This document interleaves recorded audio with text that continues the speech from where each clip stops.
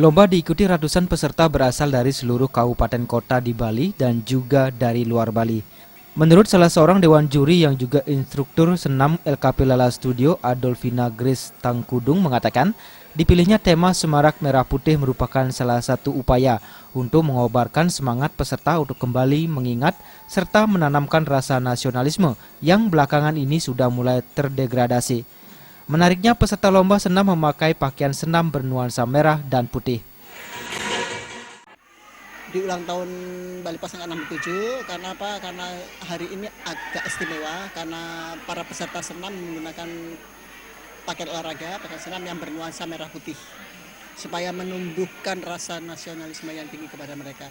Karena perkembangan zaman ya, dari tahun ke tahun saya melihat masyarakat atau generasi muda itu sudah semakin luntur, rasa nasionalisme semakin ditinggalkan, itu kan kasihan sekali. Nah itu saya mau menumbuhkan rasa nasionalisme tinggi itu, lomba ini harus bukan harus ya, diwajibkan menggunakan pakaian merah putih.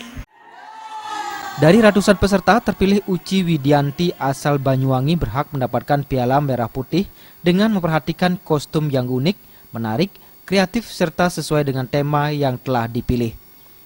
Saya bangga sekali, saya senang karena ini semuanya saya tidak ada persiapan ya. Pakaian ini dengan inspirasi sendiri mendadak. Jadi ya saya senang sekali. Saya tadi heran karena saya nggak tahu kalau ada trofi gitu. Lomba senam aerobik tahun ini melombakan 15 kategori senam seperti aerobik bergu, body language, zumba, hip hop, salsa, SKJ 2015, fun aerobik, serta low impact. Selain memperebutkan piala di masing-masing kategori, bagi peserta dengan nilai akumulasi tertinggi juga berhak memperebutkan juara umum Piala Menteri Pemuda dan Olahraga.